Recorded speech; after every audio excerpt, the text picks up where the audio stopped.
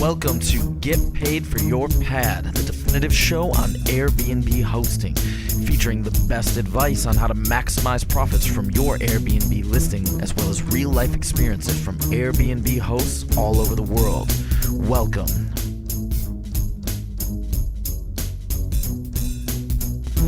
Get paid for your pad. Get paid for your pad. Get paid for your pad. Get paid for your pad. Get paid for your pad. Get paid for your pad. This episode is brought to you by Hostfully, a company that helps you make beautiful guidebooks for your listing. Make your own at hostfully.com/pad. And as a special for Get Paid for Your Pad listeners, you'll get a free guidebook consultation after you make your guidebook. Hey, what's up, everybody? Welcome back to another episode of Get Paid for Your Pad. And today I have Brian Chen on the show, who is a writer for the New York Times. So, Brian, welcome to the show. Hey, thanks for having me. Yeah, it's a pleasure. I guess we swapped roles. A while ago, you interviewed me for an article that you wrote in the New York Times about being a superhost. And an interesting part of this article, which I've actually referred to in one of my other podcast episodes, is how you describe how your house or your cabin in Northern California is being used as a place to have a wedding. An illegal wedding. An illegal wedding, right? And yeah. I thought that would be an interesting story to share with our listeners. It's a good story to talk about the dispute resolution process. But yeah, I'll start from the beginning. So last October, this guy named Jose, he booked my house and he said it was a group of 8 people. He wanted to host a family get together for a small getaway in the mountains. And, you know, this guy had no reviews, but he looked like a nice guy. He was being polite with me in the conversation. So I figured, everybody has to start somewhere, just because he has no reviews, I'm not going to write him off. So I'll give him a chance. And I booked him thinking, nothing was going to go wrong. And a month later, when he checks in November, the first problem was his group was extremely loud at 4 a.m. outside my house. And my neighbors complained. So that was problem number 1. And then problem number 2, I wouldn't have even anticipated. But in the afternoon, some caterers started showing up at the house. And they were carrying these white pillars. They were carrying food into the house and then chairs and all this stuff and flowers and everything. And my neighbors were taking pictures and sending them to me and saying, these guys are about to throw a wedding in your house. And I thought, wow, are you kidding me? That's kind of remarkable because, if you wanted to host a wedding somewhere, wouldn't you want to see the venue before you throw the wedding? So it was a little bit sad to me. So it was the afternoon and I was just assessing what to do exactly. I decided to let them carry out the ceremony because who wants to ruin a wedding, and my neighbors keep taking pictures and they finished the ceremony. And then I contacted the guy through the messaging app. I like to contact people in the messaging app just so Airbnb has documentation of what they're saying. So I messaged him and I said, hey, Jose, now that the wedding's over, I'm respectfully asking you to leave because you've broken all my house rules and, this isn't cool. There's 30 to 50 people there. And, the agreement was that we're hosting a group of 8. And we also don't do big parties. It's all in the house rules. So you got to go. And he responds, he's like, oh, there's no wedding going on here. He says, it's just a group of 10 people and we're just here having dinner. And I was like, come on, dude. And I called Airbnb and Airbnb called him, asking him to leave again. And he repeated again, oh, I'm just having a group dinner here. It's no big deal. And they're like, Airbnb said, no, they have pictures of the wedding and it looks like a wedding. So you have to go. And if you don't check out, then you're going to be charged an extra night because we're canceling the reservation. So that was how Airbnb was able to force them out. So, thankfully the group left and thankfully they didn't trash the house because I thought they were going to. But, at this point I was really fed up because for one thing, like I said, weddings in vacation rentals are illegal in this city. And he kind of jeopardized my business like that. He put me at risk of getting caught because the neighbors were about to call the cops and everything. So I wasn't happy about it. Plus, in my house rules, it says if you exceed the maximum occupancy of 8 people, then you have to pay $100 per person per day. And so I was asking him for thousands of dollars more because he brought in something like 30 to 50 people. My neighbors counted 50. So I call Airbnb and they tell me to file a dispute in the resolution center, and I say fine. And I have to file all this documentation, including photos, and telling them to look at the transcript. And then I argued, I thought this was like a pretty cut and dried argument where, this guy is a well-documented liar, and I have all these photos, and there's a wedding here, and it's all illegal, and I'm asking for this money. And so Airbnb has to mediate because Jose, of course, he disagreed and didn't want to pay the money. And he said that I broke the contract. He said that I threw them out of the house and I broke the contract, which was what I would call gaslighting, by the way. So Airbnb takes about 2 weeks to mediate. And then ultimately they decide that they are only going to charge him half the amount of money I asked for because my neighbors were only able to photograph 25 people out of the 50 they claim. So it kind of went in his favor largely, I think, because they were giving him the benefit of the doubt, even though the guy had no reviews, no credibility, constantly lying, So that was kind of the moral of the story, is that I don't really feel like Airbnb is on host's side very often. They have to be, very measured and very equal, which is understandable, but it was kind of a sour and bitter story in my history of hosting on Airbnb. Right. So you weren't very happy with the way that Airbnb handled the situation. Yeah, not only did I think that it was unfair, I left out one thing. So I found a chip in the countertop in the kitchen, and I sent the photo to Airbnb, and I said, this wasn't here before. And so I was asking for, maybe $200 to fix a chip in the counter, because that's how much somebody quoted me for it to cost. So Airbnb took all this into account. And one thing they said was, well, there's no way to know if they caused the chip in the countertop or if that was there before. And at that point, I thought, well, this is kind of ridiculous. So do I have to take a picture of every single inch of every single thing I own in the house and show a before and after photo?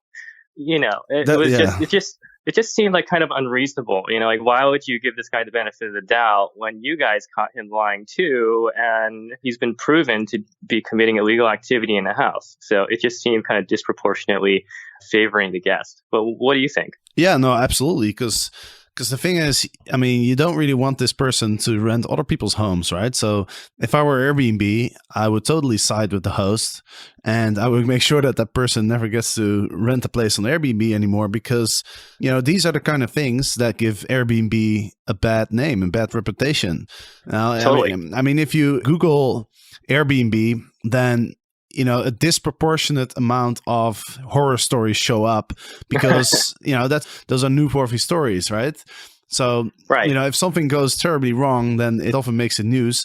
But 99.9% of the cases where it doesn't go wrong, you don't hear that much about that. So if I were Airbnb, I would put in a lot of effort to make sure that if it does go wrong, that the hosts are happy, because you don't want to have a host complaining, about Airbnb when something goes wrong. So I think the dirty secret too of Airbnb is that they have very, very high turnover when it comes to both hosts and guests. So if either of us has a bad experience, then we're probably going to stop using Airbnb. So I can understand why they try so hard to, be very, very fair and show some favoritism toward Jose in this instance. But it just seemed like the wrong call, in my opinion. One thing I'll say that, my takeaway was to have really, really strict house rules when people are planning Airbnbs or hosting Airbnbs, because not only do you want to scare off the guests who might be doing wrong activity, but you want to protect yourself in case somebody does something like, in my case, I had the $100 per extra guest rule and was able to collect some of that money at some point. Right. You were able to collect for 25 people? So 17 people, because 8 was the maximum. So, right. So that was like $1,700 or something. Am I getting the math right? Yeah, $1,700. And that's a really cheap wedding, right? Yeah, I know. He still won in the end. Well, that's why he rented it in the first place, right? He wanted a cheap wedding. What does his girlfriend say? What? What about the girl that he was marrying? His wife? Yeah, she must have. I imagine. I can't even imagine. Like, what a bad way to start a marriage, right? So she ended up talking to Airbnb because Jose didn't speak very much English. And, at some point she conceded and said, yeah, we had a wedding. And then she kind of begged if they could stay the night. And, at that point, I just had to say no, because I don't want like 30 to 50 people staying in my house. That's too many. And I can't trust them at that point. And, the simple answer was no. I felt bad for them, but I could only feel bad for them to a certain extent. Oh, and here's the kicker, Jasper. So in the end, we canceled the reservation, and I couldn't review this guy and he couldn't review me because the whole thing was voided. And so this guy can still go around renting on Airbnb because he has no reviews and nobody sees that I had this wedding experience with him. So it's kind of sad, but right. Okay. So, yeah, that's not very good. So I guess there's a bunch of learning lessons. Like you said, first of all, it makes sense to have very strict house rules, or at least mention all the different house rules that are there so that you can refer to them in case something happens. Yeah. And the second lesson is that you want to document as much as possible. Yeah, exactly. So I don't think that we should have to do before and after photos of every single inch of space that we have. But when it comes to very valuable stuff you have, like maybe like a fireplace or a television, or I don't know, let's say maybe your kitchen countertop, maybe your hot tub, something like that, your cabinet, just like stuff that you care about that would be expensive to repair. Take good pictures of those because you're going to have to show if those are damaged that they were perfect before. It's something that's not very obvious until something happens to you. I learned it the hard way. So I hope that people who listen to this learn from my horrible wedding experience. Host, I can't emphasize how important it is to share recommendations of things to do or eat near your listing beforehand. Your guests won't have to go through TripAdvisor, Foursquare, or Yelp. They won't have to scratch their head and think about possible places right in the moment. I've been using Hostfully to create an online and printable guidebook to show my guests my favorite coffee places in Amsterdam. They use my recommendations and I'm getting fewer questions from my guests as a result. I've also included screenshots of my guidebook on my Airbnb listing as a way to differentiate my listing from others. So make your own guidebook at hostfully.com/pad. I have another story too about a cocaine guest. Did I mention that to you? No, but let's hear it. So maybe 3 weeks ago, it was pretty recent, it was a group that had positive reviews, or this one guest had positive reviews who was booking. And, he seemed like a nice guy. He reassured to me in the messages that he read the house rules and that he'll tidy up before he leaves. And I thought, okay, well, this is usually a good sign. He's being proactive about saying he's going to follow the rules and be good and everything. So I book him. And then, he checks out and it turns out he brought 11 people instead of 7, like he said he was going to. I wouldn't really make a fuss about that, but he also broke the dishwasher, pretty much destroyed it. And I had to pay hundreds of dollars to repair that. And then my neighbors found trash all over the ground. My neighbor's my cleaner, by the way. Trash all over the ground and cocaine on the dresser. And this is so shortly after the Jose incident that I thought wow, I wonder how Airbnb is going to handle this one now, because last time when I told them I was writing that story, they apologized to me. And I kind of felt like they only apologized to me because I was a reporter. And I wanted to see so how are they going to handle it this time? And in this time, I did a very good job in terms of documenting everything and arguing with the guy and being very civil in this whole conversation. And I laid out my arguments and all the documentation and the quotes from the repair people. And I collected every dime that I asked for in that instance. So what's tough is I can't tell if Airbnb ruled in my favor because, of what happened last time, or if I did this better this time in terms of presenting the argument. It's hard to tell. Well, yeah, maybe it's a combination of the two.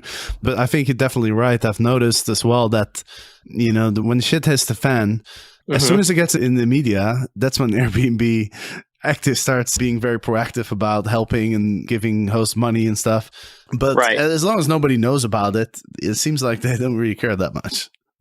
Yeah, and what's kind of disturbing to me is they don't seem to have a great recourse for illegal activity in the home. So, 2 times, for me, it's okay, there's cocaine on the dresser and there's also, the wedding, and there's this complete lack of urgency. So the one with the cocaine guest took about a week to resolve the whole dispute, and the wedding one took about 2 weeks. And it's kind of disturbing to me because it's not a level of these people are making meth or something in my house, but it's illegal stuff no matter what, and stuff that could get us all in trouble as hosts. So I just would expect them to move a bit faster. But surprisingly, it's bureaucratic, this dispute resolution process. It's almost like insurance. Right, yeah, it is. You've never had any instances in your place, right? Because it's just couples mostly. Yeah, so, that's why I always find it interesting to listen to stories where things go wrong and the Airbnb resolution process comes into play, because I don't have any experience with it myself. Yeah, you're lucky. Which is a good thing, mean, you know. On the plus side, I feel like I want to say maybe only 10 to 15% of guests are bad eggs. And for the most part, it's pretty easy, like most people are reasonable human beings. I think you wrote this in your book too, that like most people are good people and you should just give people the benefit of the doubt. For me, I do that too. I'm getting a little bit more hesitant about people who don't have reviews. Like, I know that everybody deserves a first chance and they have to start somewhere, but I'm not really sure that I'm the person who has to give it to them anymore. Just because, some bad eggs just ruined it for me. But on the other hand, people with positive reviews are occasionally bad eggs too, like the cocaine guy. So at the end of the day, I feel like our filtering process or our screening process can only go so far because some people are going to slip through anyway. Yeah, absolutely. I mean, there's no guarantee. There's never a guarantee. You can do the due diligence process. And what I do sometimes is if I don't feel super comfortable, I ask some questions about what are people looking to do. I look at sort of where they come from and their age and stuff like that. But in the end of the day, you never know. But it might also be location dependent. But it's interesting because I'm in Amsterdam. What do people come to Amsterdam for, right?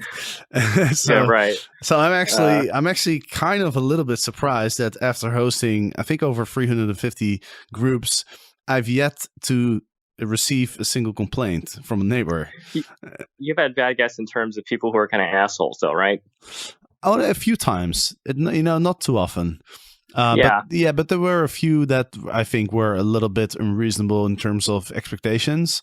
Where, for example, there's my fridge has a wire that goes to a socket, which is like 3 feet from the fridge, and then somebody calls that a dangerous loose wire. Right. Like stuff like that. Yeah, that's a little bit high maintenance people. Yeah, I mean, I can deal with jerks. We get them every now and then, but when it comes to people breaking rules and disrupting the neighborhood, that's where I get a little bit more pissy. Oh, I had a jerk last week. This guy named his name is Moy or something, and he was an Airbnb host as well. So I thought, okay, like this guy has empathy and he has a lot of good reviews. I'm going to book him, and I booked him. And then he messaged me a few days later and he said he wanted to change the reservation to add an extra day. And I'm like, okay, that gives you more money. I'm happy to do that. And so I sent him the change request, and it's an extra $500 because he's like adding a Friday, which is like the most expensive day of my week because, the prices change on the weekends. And then he comes back to me and says, why on earth is this an extra $500? And I said, because you're adding an extra day and it's Friday and that's how much the day costs on the calendar. And it was automatically set by a tool called Beyond Pricing. And he didn't take that very well. And then he started criticizing other parts of my listing. He said, well, your $2,000 security deposit, it's a lot. That seems unreasonable. And he said, my place was bigger and I had a $500 security deposit. And at this point, I also said, you already booked the place and you already read about the security deposit. Why are you criticizing it now? I'm not saying it in this tone or this language to him, but I just said to him, look, if you disagree with the security deposit, please cancel the reservation. If you're unhappy with it, if you're unhappy with the price and the security deposit, please cancel the reservation. But he wouldn't cancel it. So I called Airbnb and said, look at this transcript. This guy is being a total jerk. Maybe he's drunk or something. And what do you want to do? And then they said that they would cancel it penalty free because it seems like neither of us are happy with each other, and they canceled it. So, fortunately Airbnb helped out there and it was fine. Oh, and by the way, so this guy sent me a message a day later after I canceled it saying that he was going to sue me for causing him unnecessary stress. And I just laughed at that because he didn't lose any money and he lost maybe 2 minutes of time. Having booked another place, and I didn't take it all. I didn't buy it at all. I was like, oh God, this is just some intimidation negotiation, which doesn't work, And by the way, so I have tools to look at people's records because I'm a journalist and I was just curious, who this guy is. I mean, they're public records, it's nothing too sneaky or anything, but I saw that he had debt collectors come after him multiple times and owed something like $50,000 was collected from him through the courts. So that kind of gave me the context of why he was getting so uptight about an extra $500 and my security deposit and all that stuff. So that kind of concluded it for me. Right. Yeah, it's interesting the type of threats that you get from guests who are angry sometimes. Like I had one person who thought that my apartment was completely unreasonable, and he wrote me an email threatening me that if I wasn't to refund his money, he was going to send Airbnb a letter that they should cancel my listing. Which I thought was interesting. I was like, okay, like I'm a super host with God knows how many like super positive reviews, and there's one guy who says I suck, and Airbnb is just gonna like close my listing based on that. I mean, how realistic is that? Good luck, buddy. And I mean, it just goes to show how different people are, right? Like I can't believe that people can even drive on a highway together, like everybody is so different, and people have different tolerances for different things and ways that they try to rectify their frustrations, but because we're hosting people from all over the world, we're going to run into some really strange people, or people who are strange to us at least. Right, but let's end this podcast on a positive note, because I also read in the article that, financially it's been a big success for you, right? But can you provide some more details about where your cabin is located and what type of property it is? Yeah. It's in South Lake Tahoe in California, and my girlfriend at the time and I bought it about a year and a half ago. It did have an issue where there was a flooding because of a broken pipe, a frozen pipe even. And we were off the market for maybe 5 months because of the frozen pipe and the flood. But despite that, we were back on the market, and within 7 months, we were able to earn a profit. And by profit, I mean, the mortgage is paid for and we're making money on top of that. So overall, despite having some negative experiences, starting the Airbnb at the house was the correct business investment.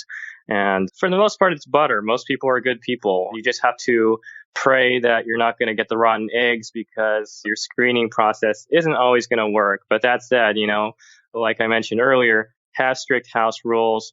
Try to be diligent about screening, as diligent as you can, and document everything, because, that's what you have to do to protect yourself. Yeah, definitely. Those are good lessons. And just to be clear, when you say that you cover your mortgage, do you mean the monthly payments, or are you saying that you've already completely paid off your mortgage? Oh, no. I meant like my monthly payments. So, like for each month, including for the 5 months that we were off market, we're making a profit after mortgage is taken away from the revenue. So, right. Okay. Yeah. I was going to say, if you were able to pay off the entire mortgage, then you did pretty well. That would be amazing. That would be the success story of the century. Yeah. Exactly. Yeah. Just awesome. Quit my job. Awesome, man. Well, thanks for taking the time to come on the show. I think it's definitely some good learning lessons for other people. And hopefully a lot of listeners like me have never experienced anything like this. So I think it's definitely really interesting to hear.